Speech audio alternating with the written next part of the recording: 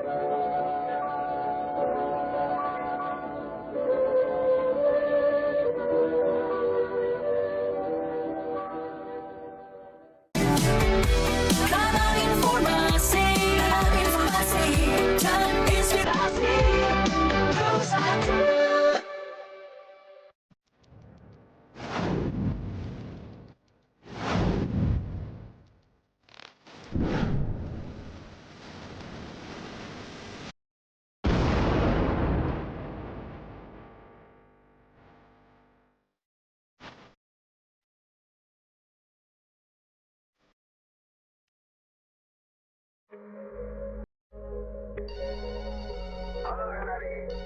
Halo RRI. Halo, RRI. Halo RRI. Halo, RRI. Halo RRI hadir setiap Senin dan Jumat dari pukul 9 sampai dengan pukul 10 pagi. Anda bisa sampaikan semua keluhan, masalah, atau informasi melalui line telepon 0362 24644 atau WhatsApp 0811 3999790 dan media sosial RRI Singaraja. Suarakan masalah Anda dan temukan solusinya bersama Halo RRI.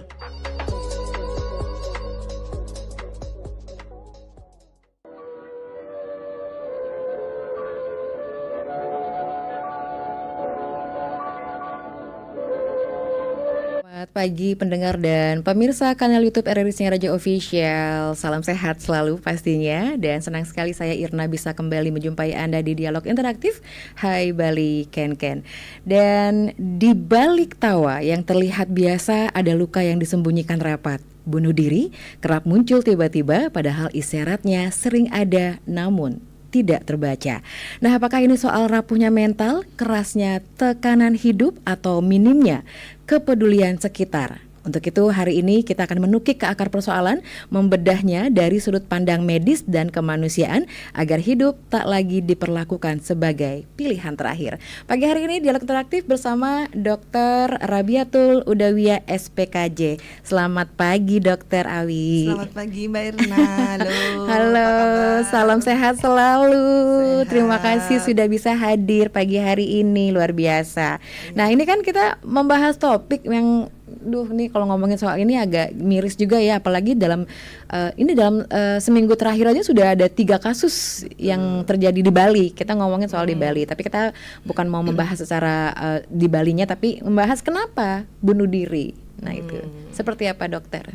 Ya, Kenapa bunuh diri itu sering sekali ini ya menjadi pertanyaan sekali, terutama di kaula muda maupun di masyarakat pada umumnya.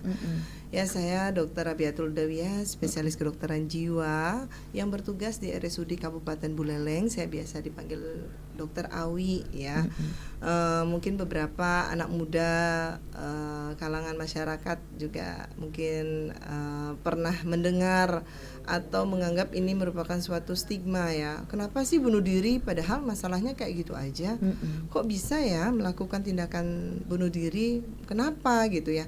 Ya, kembali lagi kepada interpersonal seseorang. Dia memiliki suatu personality atau pribadi yang memang mungkin rapuh atau ringkih, yang memang fondasinya itu kurang kuat ya, terkait dari pola asuh ya, kemudian dari lingkungan internal maupun eksternal yang mungkin kurang adanya suatu krisis dari dukungan ya, sehingga dia merasa dirinya sendiri, merasa tidak berguna, tidak berdaya, bahkan dia benar-benar hopeless banget, dan sampai melakukan suatu tindakan bunuh diri merupakan jalan yang menurut mereka satu-satunya merupakan jalan yang tepat buat mereka, padahal sebenarnya belum tentu benar seperti itu ya.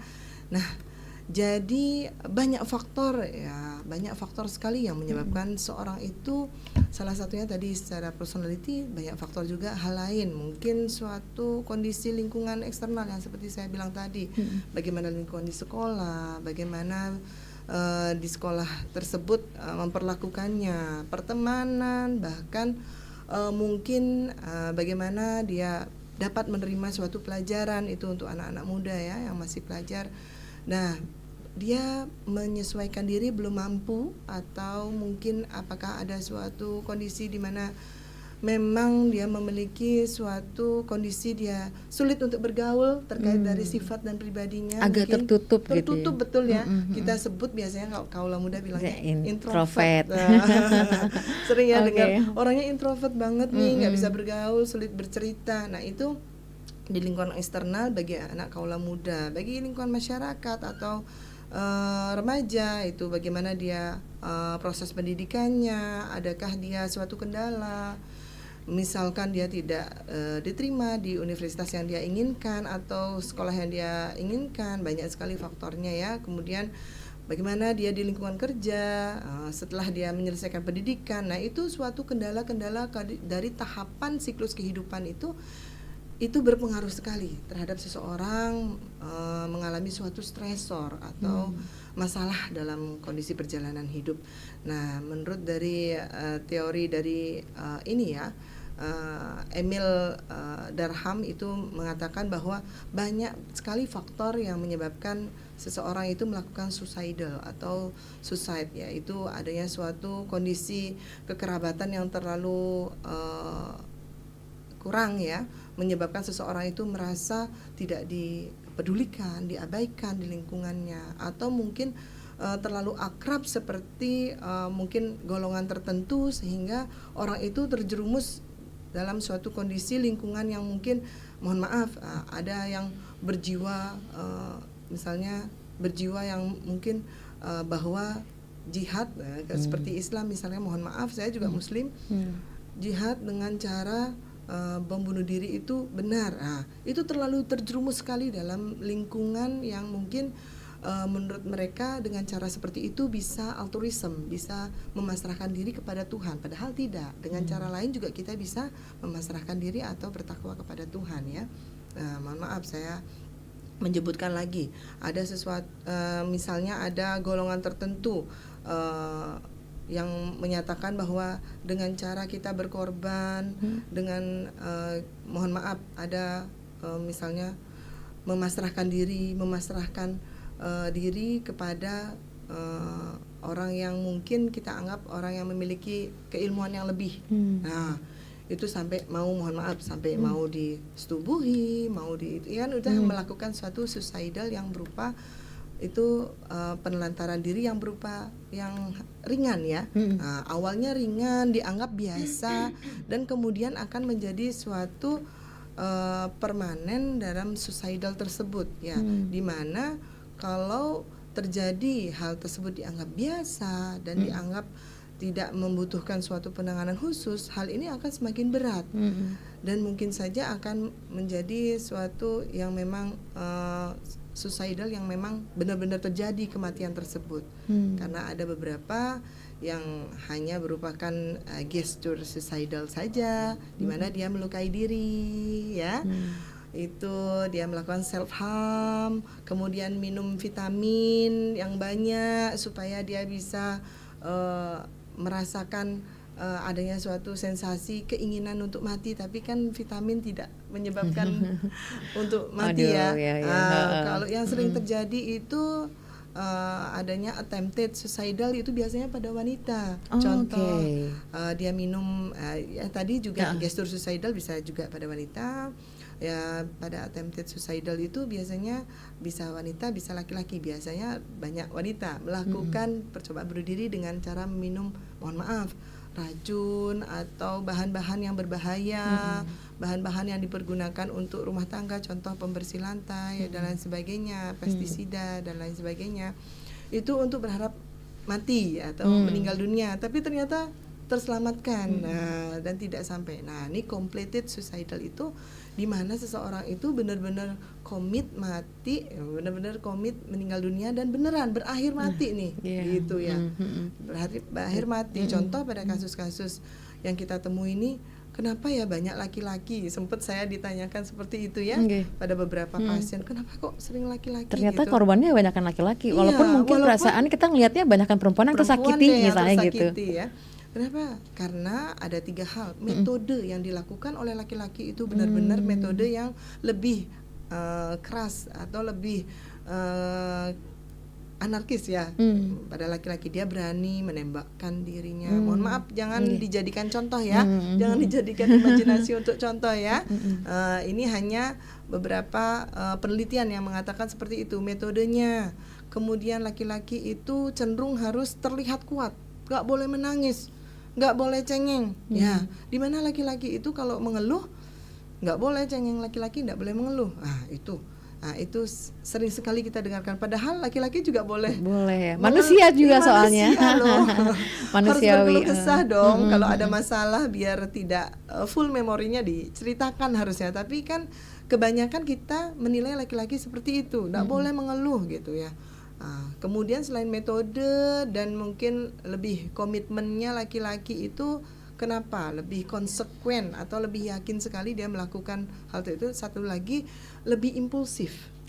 Impulsifnya tinggi laki-laki itu, walaupun secara emosional mungkin ditekan, tapi impulsifnya luar biasa tinggi, sehingga kejadian bunuh diri yang completed suicidal itu sering terjadi pada laki-laki. Oke. Ternyata seperti itu. Dan memang sih kalau soal data pun yang kemarin itu laki-laki ya, data dari yang kita dapatkan, yang kita tahu juga data tuh laki-laki lebih banyak. Dan itu sayangnya adalah yang masih usia produktif. Nah, itu yang sayang banget. Tapi kita masih akan membahas lagi nanti. Pendengar dan pemirsa kanal YouTube RRI Singaraja Official, Anda bisa ikut sharing pagi hari ini di Dialog Interaktif Hai Bali Ken. Anda bisa menghubungi kami melalui 0362244644 atau bisa WhatsApp chat, WhatsApp call 0811 399 9790, atau Anda bisa komentar di kanal YouTube RRI Singaraja Official. Kami akan segera kembali.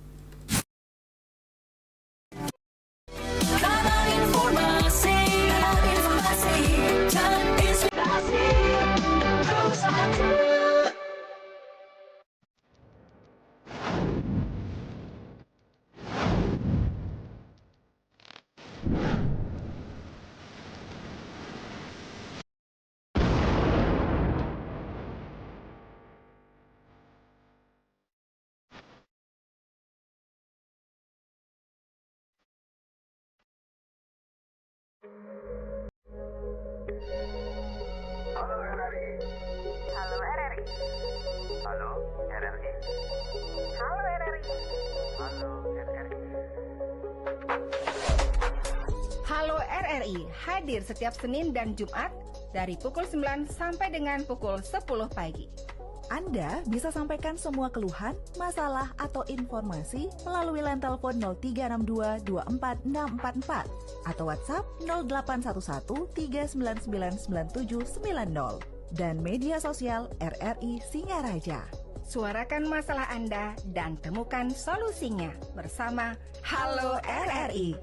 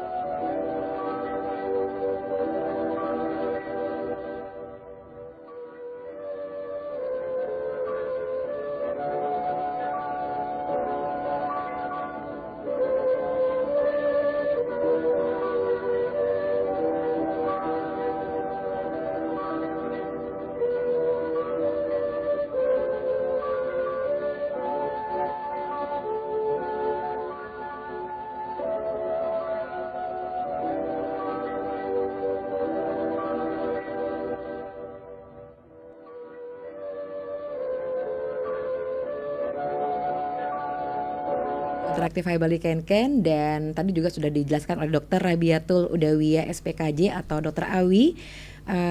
Ternyata untuk bunuh diri itu sudah dipaparkan tadi, tapi ternyata ada nggak sih spesifik dari gejala bunuh diri itu sendiri, Dr. Awi? Maksudnya kayak apakah memang sudah ada surat wasiat dulu kah tiba-tiba atau nggak memang kuar-kuar, maksudnya kayak teriak-teriak bahwa aku akan bunuh diri kayak gitu-gitu, atau nggak emang diem-diem aja gitu kan? Iya, benar banget ya. Kadang itu screening diri ya, atau bagaimana tanda dan gejala seseorang itu mengalami suatu kondisi mood yang menurun atau kondisi di mana seseorang itu membutuhkan bantuan tapi tidak tahu mau di mana tempatnya untuk meminta bantuan. Nah, itu kadang yang sering terjadi. Saya bingung mau minta bantuan tuh gimana kadang saya memberikan cara untuk mereka bisa tahu bahwa dirinya itu butuh bantuan. Kalau untuk diri sendiri itu biasanya mulai ada suatu kondisi di mana dia mudah sekali enggan untuk melakukan aktivitas. Ciri sepele banget loh. Males nih ngelakuin aktivitas. Padahal itu, dulunya normal anggaplah gitu ya. Itu paling mudah banget. Nggak usah dah dulu yang jauh ada pikiran untuk mati itu. Dari mulai enggan melakukan aktivitas seperti sedia kala. Itu banget harus kita waspadai. Ya. Beda lagi ya kalau misalnya habis terima gaji di awal bulan, happy banget. Happy banget. Habis itu di akhir bulan enggan melakukan aktivitas, ya itu wajar kalau misalkan sekali dua kali. Tapi ini dalam kurun waktu dan intensitas yang semakin berat. Kurun waktunya lebih dari 2 minggu ya. 2 minggu lebih kok terus merasakan hal seperti ini, itu harus sudah aware banget. Yang sebelumnya kita melakukan, kenapa kita enggak mau melakukan atau enggan banget, itu gejala awal banget bahwa kita sudah ada penurunan dari suasana perasaan atau mood tersebut. Itu hal lain. Contohnya untuk kita mengetahui orang sekitar kita atau orang tercinta kita, sahabat, kerabat ataupun keluarga yang mengalami kondisi adanya suatu resiko nih ke arah adanya suatu tanda-tanda ke arah bunuh diri nih. Mungkin ada penarikan diri dari lingkungan sosial. Sering di dalam kamar terus. Dia biasa kok di dalam kamar, jangan dianggap biasa. Jadi sangkanya anggap anteng jemet gitu kan? Iya, anteng jemet banget anak saya di dalam kamar. Aduh, hati-hati ya gitu ya. Harus kita benar-benar waspadai banget.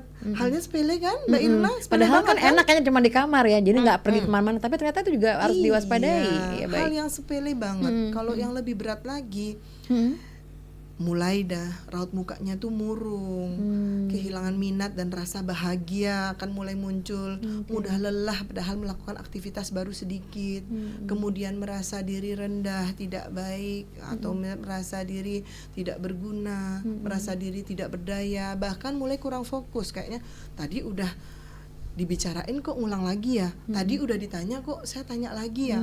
Kalau udah ada seperti itu juga salah satu tanda-tandanya. Dan ada suatu kondisi madesu, masa depan suram. Udah kemudian mulai lagi muncul adanya suatu kondisi di mana nggak bisa tidur. Itu juga paling sering- termasuk ya. Iya, itu gejala yang mungkin Sepele juga lihatnya, tapi ternyata kadang nggak diungkapin. Nah, Nggak- iya. Yang kita tahu kan yang itu tadi. Udah capek nih aku, atau nggak pengen kemana-mana, maunya di dalam aja gitu ya.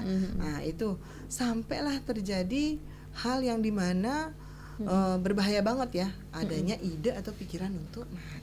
Itu baik. banget ya. Baik, Jangan saya sampai jangan seperti itu. sampai jangan ya. Kita memang membahas ini untuk edukasi pendengar dan juga pemirsa. Saya akan bacakan dulu komen-komen yang masuk di chat kanal YouTube RRI Singaraja Official. Semoga informasi ini bermanfaat untuk masyarakat. Salam sehat selalu.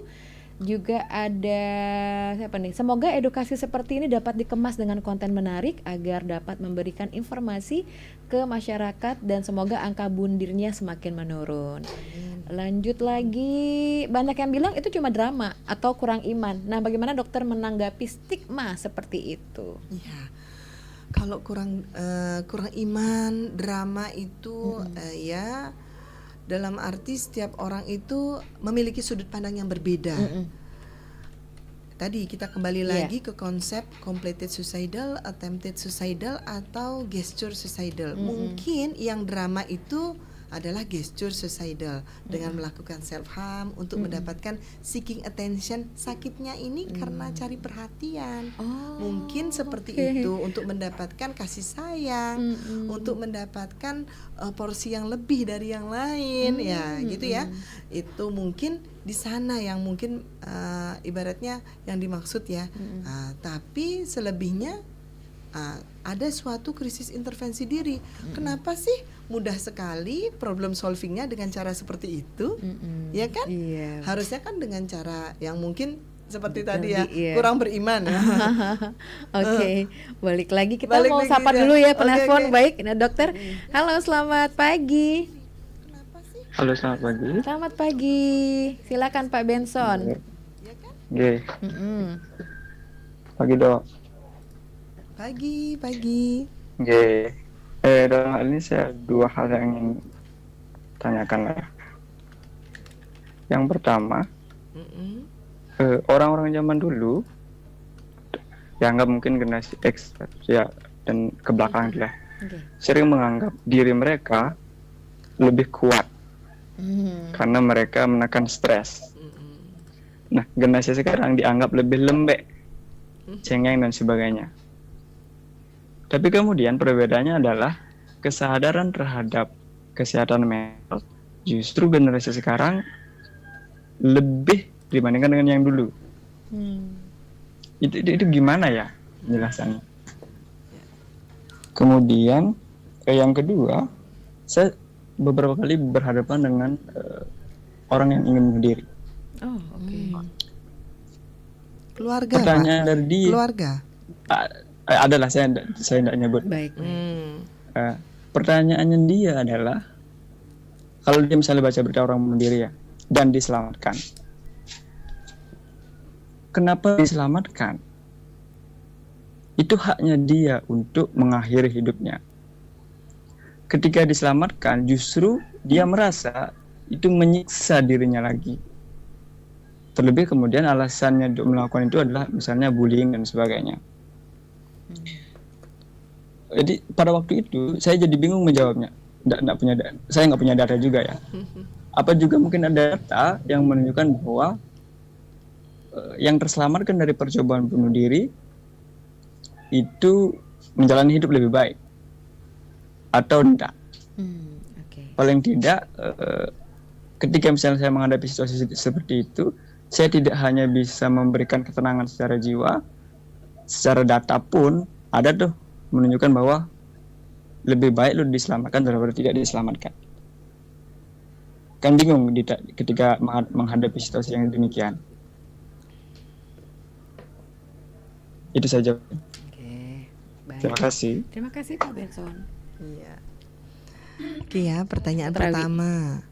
Ya tadi generasi dulu merasa dirinya lebih kuat ya. Saat ini generasi yang sekarang lebih lembek gitu ya Pak Benson ya.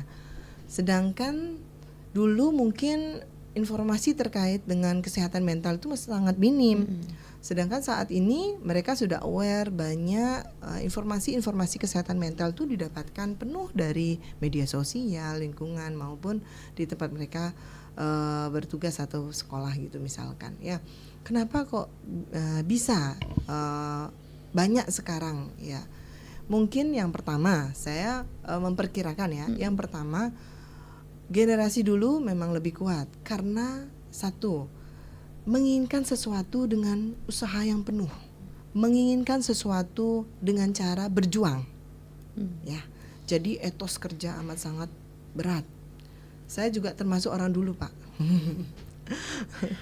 Ya, ada usaha dulu gitu. Ada usaha dulu untuk mendapatkan gitu. sesuatu. Gitu.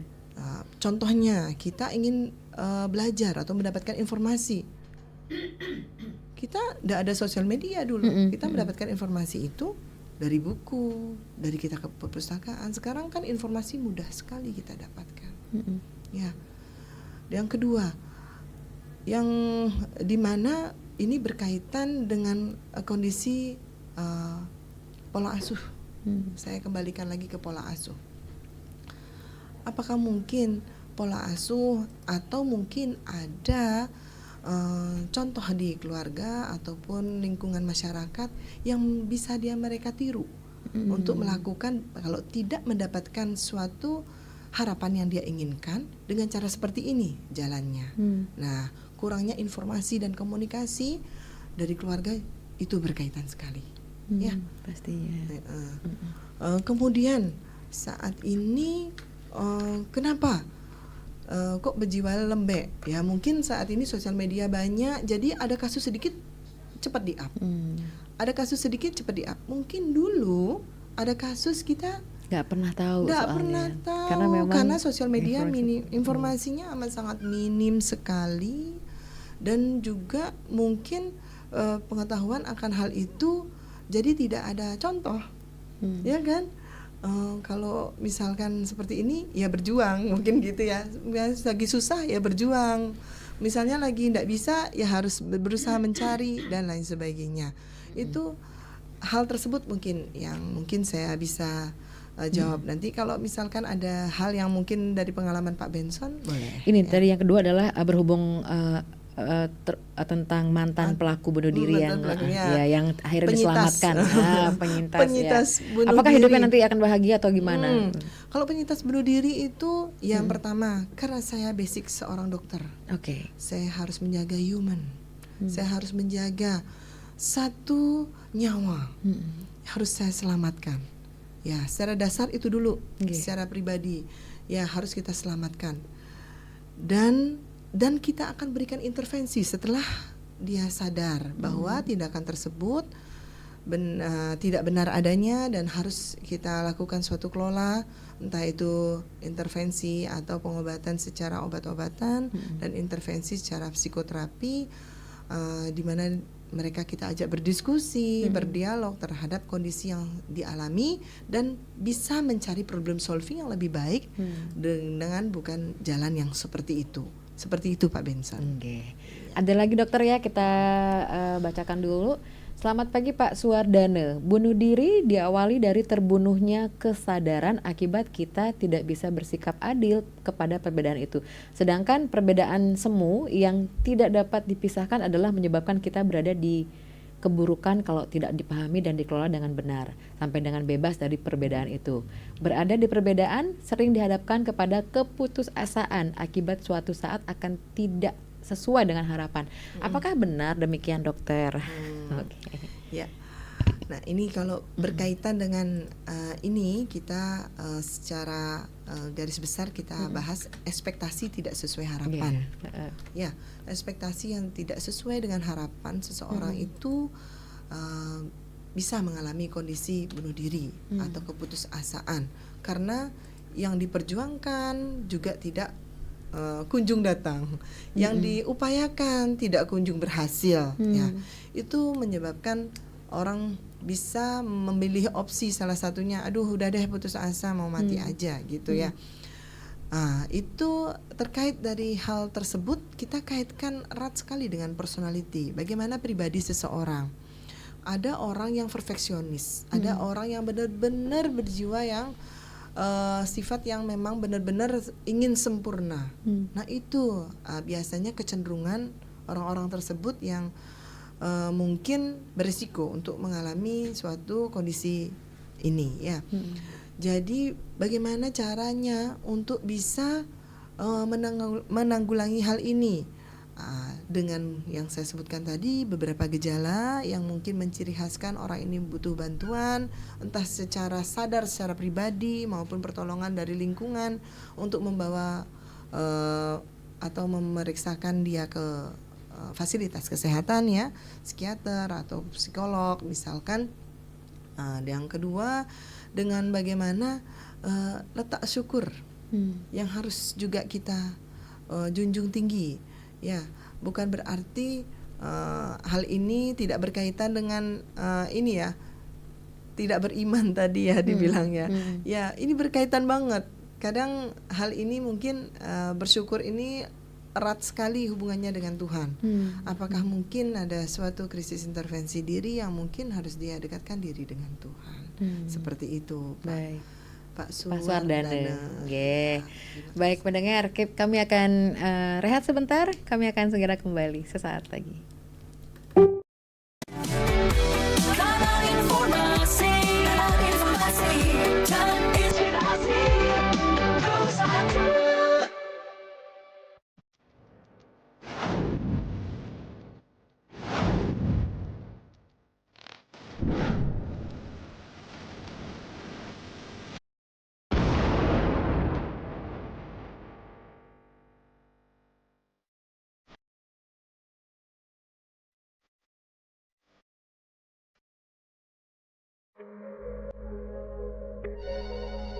Halo RRI.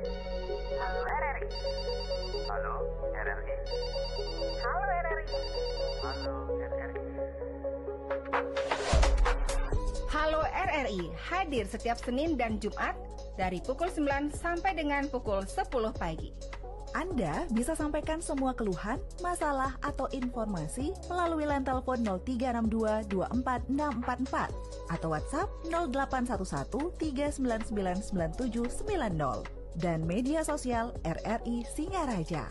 Suarakan masalah Anda dan temukan solusinya bersama Halo RRI.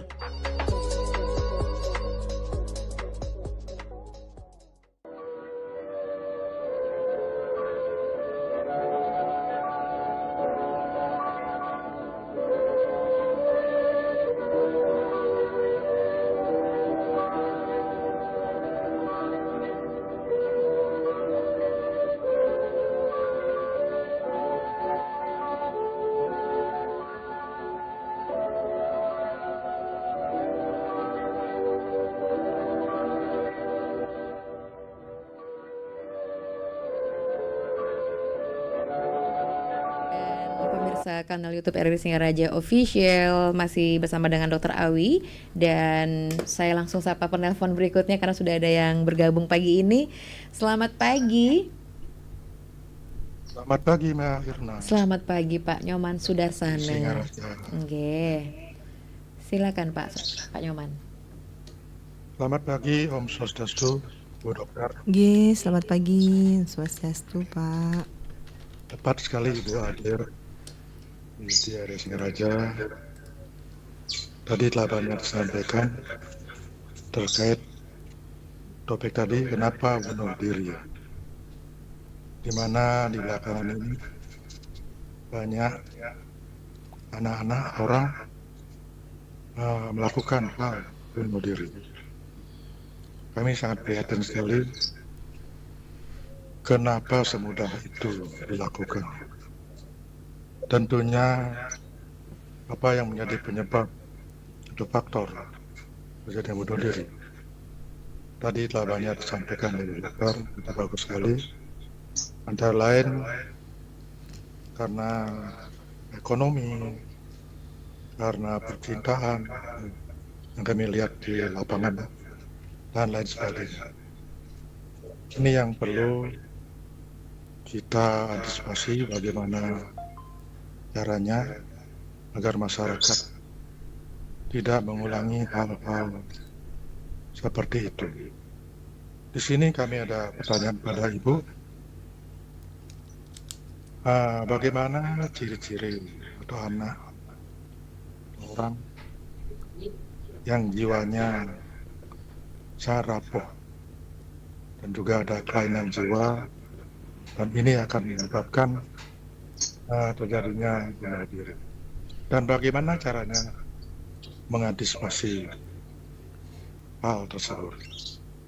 Kami melihat juga bahwa penyebab daripada anak-anak bunuh diri ini mungkin dia kurangnya pergaulan di masyarakat dan kurangnya perhatian dari keluarga dan lain sebagainya. Itu saja kami sampaikan. Baik. Harapan kami agar Ibu terus dapat memberikan edukasi pada masyarakat yang lebih luas agar tidak terjadi hal-hal seperti ini dan dapat mengurangilah minimalnya. Sekian aja, terima kasih Baik. Bu Dokter. Terima kasih Pak Nyoman Sudarsana. Terima kasih nggih. Oke. Baik, ya selanjutnya ada lagi nih sebenarnya. Cuman Ibu Ari coba diulang lagi karena Bapak Nyoman Sudarsana masih belum menutup teleponnya. Baik. Halo, selamat pagi. Halo, selamat pagi Mbak Irna. Selamat pagi. Iya. Saya sangat dengan dialog ini. Oke. Saya mau bertanya ya, apakah bunuh diri itu mungkin sudah nasib dari anak tersebut, mungkin bunuh diri gitu. Oh, Dan bicara apakah takdir. bunuh diri itu bisa menyelesaikan suatu masalah? Itu aja Mbak Irna. Oke, Bu Ari. Makasih. Sama-sama. Terima kasih kembali Bu Ari. Silakan dokter menanggapi. Yang Ya, pertama dulu dari Pak Nyoman Sudarsana. Sudarsana Ciri-ciri ya, orang yang ciri rapuh orang, atau iya. sakit jiwanya. Tadi kan sebenarnya udah sampaikan Udah ya. Cuman sampaikan ya. kita Kita review lagi ya, oke. Pak ya. Ciri-cirinya yang paling mudah kalau untuk kita kenali adanya suatu penarikan diri dari lingkungan sosial. Contoh mengurung diri di kamar, itu tanda yang amat sangat sering sekali terjadi. Kemudian adanya suatu kelelahan enggan melakukan aktivitas yang biasanya dilakukan sehari-hari. Itu amat sangat mudah sekali kita lihat di lingkungan kita atau sanak saudara, teman atau kerabat. Nah, itu yang gejala lain yang lebih berat lagi, itu merasa diri tidak berguna, merasa tidak berdaya, merasa hidup ini sudah tidak berarti lagi, pandangan masa depannya suram, bahkan ada sampai terganggu makannya, terganggu tidurnya, bahkan ada suatu pikiran untuk mati. Itu sudah tahapan yang amat sangat berat dan butuh penanganan profesional, entah psikiater maupun psikolog ya gitu. Nah, bagaimana cara kita menanggulangi atau mencegahnya? Dengan kita mengetahui secara lebih dini, jika memang itu bisa dilakukan secara keluarga, kita lakukan ada pendekatan harmonisasi dengan keluarga, komunikasi. Wah, itu hal yang sepele tapi bermakna sekali. Hanya sekedar menanyakan datang dari mana, sudah makan belum, luar biasa. Itu merupakan suatu komunikasi yang amat sangat harmonis banget gitu untuk di lingkungan keluarga. Tapi mungkin itu dianggap biasa kalau tidak memberikan tegur sapa itu di dalam rumah karena udah biasa. Jadi nggak ada yang tanya, ya udah masuk kamar aja. Itu jangan dianggap biasa. Yang kedua, bisa kita lakukan suatu hal yang buat kita senang atau buat kita happy, yang meningkatkan minat, hasrat, keinginan kita, yang meningkatkan suasana perasaan kita sehingga kita bisa melakukan adanya suatu pendekatan diri dengan lingkungan sosial kembali, mulai beraktivitas kembali ya. Kemudian olahraga teratur, karena secara penelitian dikatakan olahraga itu meningkatkan hormon bahagia, kita sebut hormon serotonin. Itu mendapatkan hormon tersebut dengan cara olahraga secara alami loh, gretong gratis sebenarnya ya.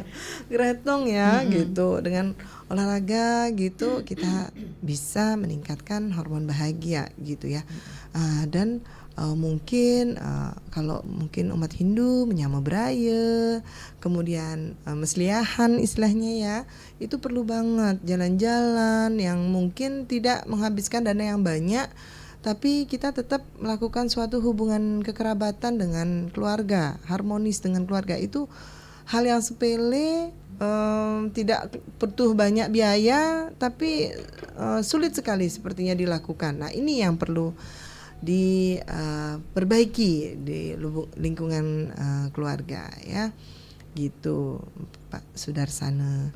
Kemudian dari Bu Ari tadi. Iya, tadi pertanyaannya Ibu Ari adalah apakah itu takdir lah hitungannya, gitu. Dan yang keduanya adalah apakah itu